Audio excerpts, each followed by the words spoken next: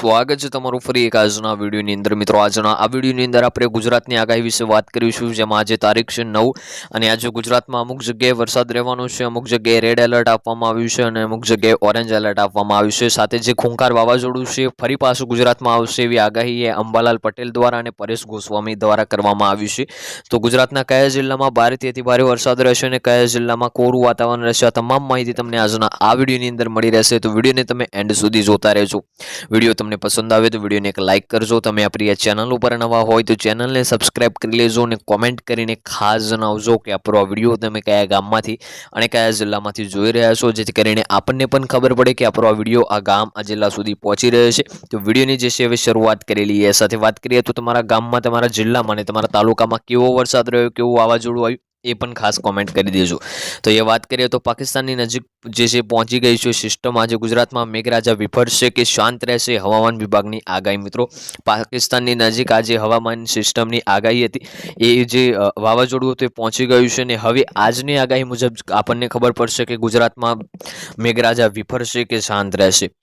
હવામાન વિભાગે આપેલી માહિતી પ્રમાણે દક્ષિણ પૂર્વ પાકિસ્તાન અને તેની આસપાસના રાજસ્થાન પર બનેલું ડીપ ડિપ્રેશન છેલ્લા 6 કલાક દરમિયાન 10 કિમી પ્રતિ કલાકની ઝડપે પશ્ચિમ ઉત્તર પશ્ચિમ તરફ આગળ વધી રહ્યું અને તે જ પ્રદેશ પર નબળું પડીને ડિપ્રેશનમાં ફેરવાઈ ગયું છે। મિત્રો, જે રાજસ્થાનની આજુબાજુ જે છેલ્લા 6 કલાકથી સિસ્ટમ સર્જાઈ રહી હતી એ 10 કિલોમીટર પ્રતિ કલાકની ઝડપે આગળ વધી હતી। વાત કરીએ આગળ તો અમદાવાદમાં જે છે ગુજરાતના કેટલાક વિસ્તારોમાં છેલ્લા 2 દિવસથી મેઘરાજા ભૂકા કાઢી રહ્યા છે। તો આગામી સમયમાં ગુજરાતનું હવામાન કેવું જે છે કરવટ લેશે તે અંગેની હવામાન વિભાગે આગાહી કરી છે। તો આજે જોઈએ કે કેવું આજે હવામાન વિભાગ દ્વારા આગાહી કરવામાં આવી છે। તો હવામાન વિભાગે આપેલી માહિતી પ્રમાણે ગુજરાતમાં રવિવાર અને સોમવારે વહેલી સવારે ચોમાસાની તીવ્રતા વધી ગઈ હતી।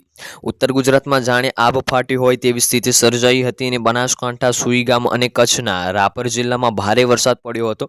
આ સાથે ઉત્તર ગુજરાતના પ્રદેશના પાટણ અને બનાસકાંઠા જિલ્લામાં અલગ અલગ સ્થળોએ ખૂબ જ ભારે વરસાદ પડ્યો, ત્યારે સૌરાષ્ટ્ર અને કચ્છ અને મોરબી જિલ્લાઓમાં પણ અલગ અલગ સ્થળોએ ખૂબ જ ભારે વરસાદ પડ્યો હતો। જોકે સોમવારે બપોરથી ત્યાં પણ વરસાદની તીવ્રતા ઓછી થઈ હતી। મિત્રો, કચ્છ જિલ્લામાં અને મોરબી જિલ્લાઓમાં પણ સોમવારે જે છે બપોરથી તીવ્રતા વરસાદની ઓછી જોવા મળી હતી।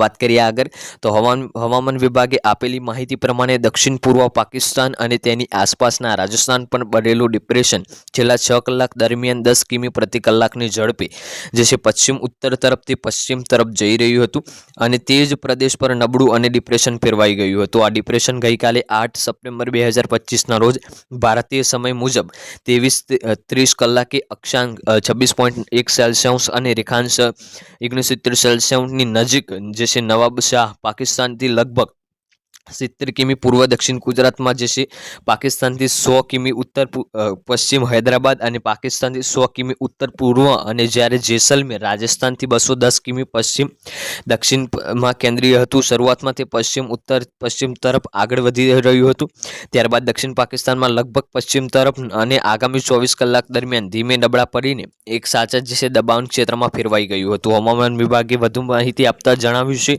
કે દક્ષિણ પૂર્વ પાકિસ્તાન અને નજીકના રાજસ્થાન અને કચ્છ પર ઊંડા ડિપ્રેશન સાથે સંકળાયેલા ચક્રવાતની જે છે પરિભ્રમણથી જે છે પશ્ચિમ રાજસ્થાનમાં 1.5 કિમી ઉપર દરમિયાન સપાટીથી 1.5 કિમી ઉપર દક્ષિણ પંજાબ સુધીનું જે છે ટ્રક ફેરવાઈ શકે છે।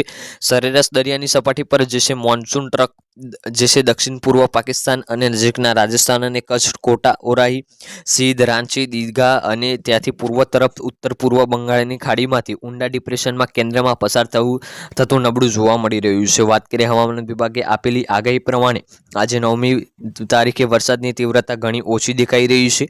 મંગળવારે કચ્છમાં યલો એલર્ટ આપવામાં આવ્યું છે, જ્યારે અન્ય સિવાય કોઈપણ જિલ્લામાં કોઈ પણ એલર્ટ નથી। ગાજવીજ સાથે હળવા વરસાદની મધ્યમ આગાહી પણ અહીંયા આપવામાં આવી છે। વાત કરીએ તો નોંધાય છે કે વરસાદને કારણે ઉત્તર ભારતની જે છે હાલત ખરાબ છે।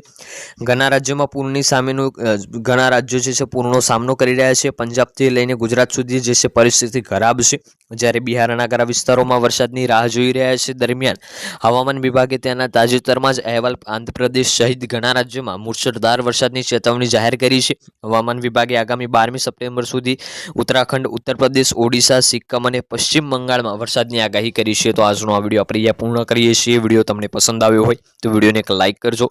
ચેનલ ઉપર નવા હોય તો ચેનલને સબસ્ક્રાઇબ કરી લેજો અને કોમેન્ટ કરીને ખાસ જણાવજો આજનો આ વિડીયો તમને કેવો લાગ્યો. મળીશું આગળના વિડીયોમાં. ત્યાં સુધી જય ભારત, જય હિન્દ.